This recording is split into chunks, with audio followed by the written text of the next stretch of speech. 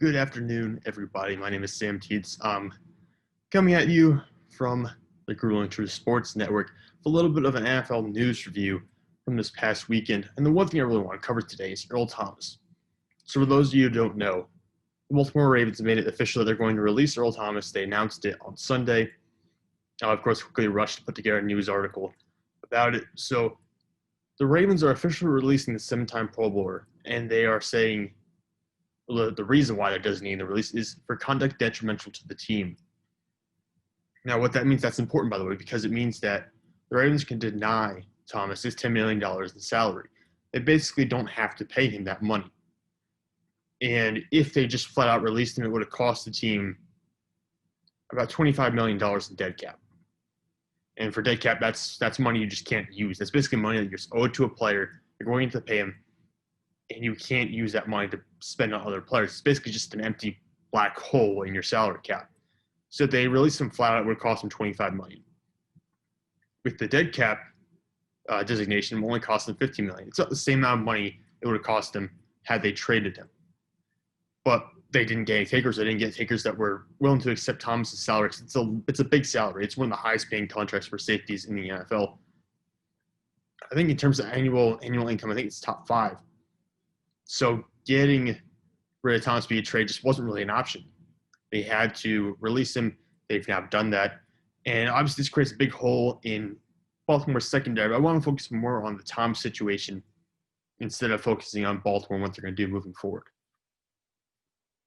So Thomas was basically told to stay home from practice. He was sent home, told to stay home after getting in a fight with fellow safety Chuck Clark. Now, Clark is becoming an increasingly important player for the Baltimore Ravens. Just extended him this offseason, gave him, I think, a 3-year deal. So they're making him a part of the team moving forward.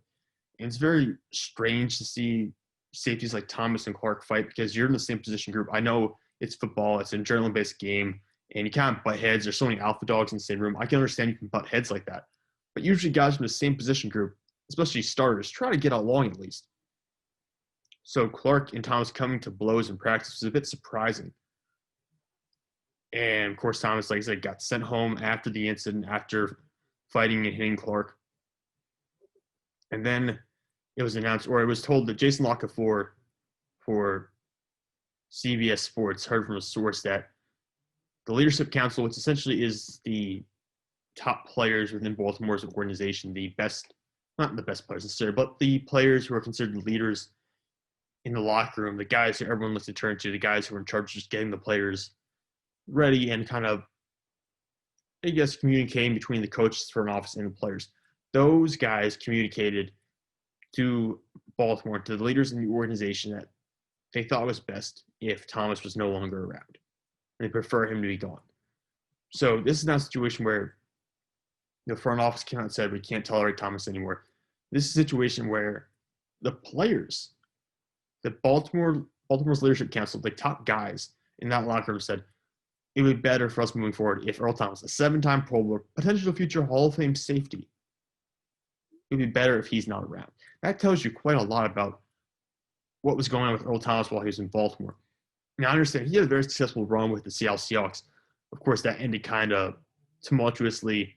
He ended up flipping off Pete Carroll and the Seattle sideline after fracturing his leg early in the 2018 season. That was after, by the way, he didn't get a contract extension from Seattle. So it was a very contentious situation already. So he had a breakup with the Seahawks. He signs with Baltimore. Then after just a year, he's gone. After signing a massive contract, 1 year later, he's gone.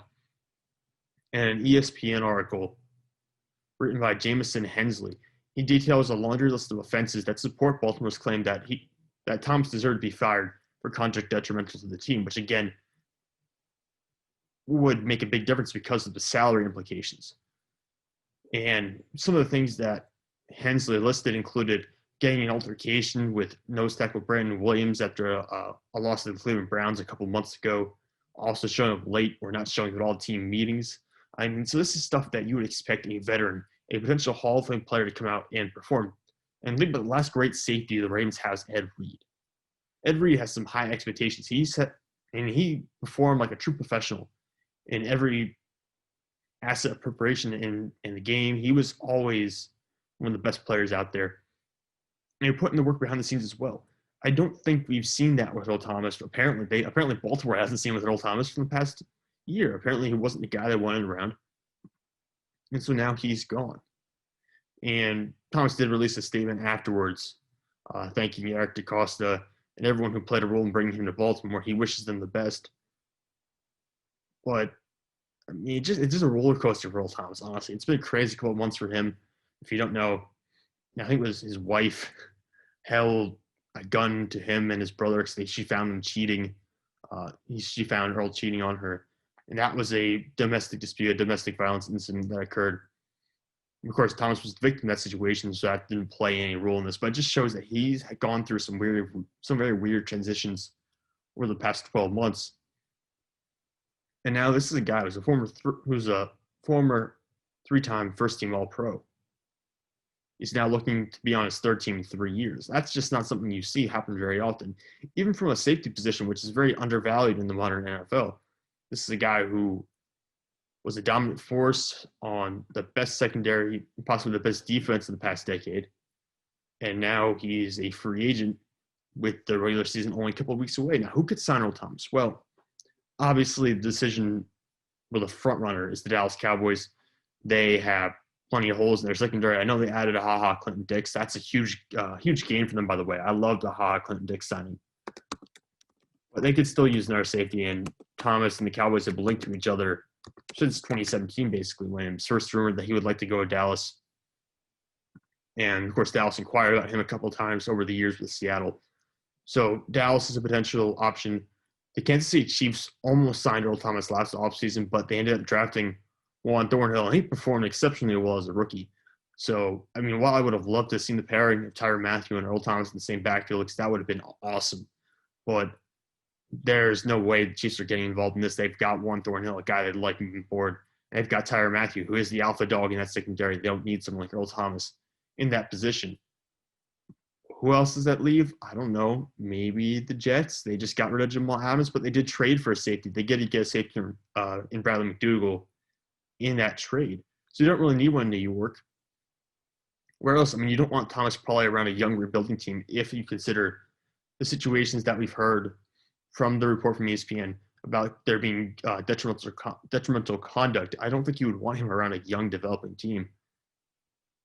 And let's not forget, he was in one of the best secondaries in the NFL. The Baltimore Ravens have one of the best overall defenses, one of the best pass defenses in the league. They had Marlon Humphrey and Marcus Peters, two who were both first-team All-Pros last year. They have Chuck Clark, who's an up-and-coming safety. They have Earl Thomas, a seven-time Pro Bowler, proven player, potential future Hall of Famer. And he couldn't thrive in that situation. He couldn't get along with the guys in that situation to the point where he was basically kicked off the team. I mean, that's shocking. I mean, it's a revelation about maybe Earl Thomas's character. I don't know. I don't want to judge his character too much because I don't know the guy. But anytime you're fired for conduct detrimental and there's supposedly a string of offenses, it doesn't look too good.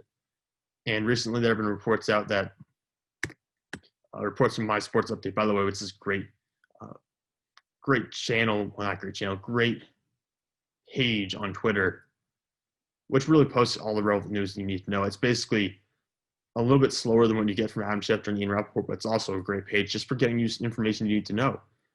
And teams are not in a rush to sign Earl Thomas. Not even Dallas. They're not really rushing the situation. They don't believe there's a lot of competition for him out there. And I know the Houston Texans were initially linked to his name. I thought there was an initial thought that maybe the Houston Texans would want to get in on the Earl Thomas race. But since then, Houston's come out and said, no, we're not interested. So when I look at the teams that could get Earl Thomas, you look at it's Dallas and then a bunch of rebuilding teams. I don't think you're going to have a Super Bowl contender come out and get him. Because look at the teams in like the NFC North, like teams like the Green Bay Packers and Minnesota Vikings, who are both playoff contenders.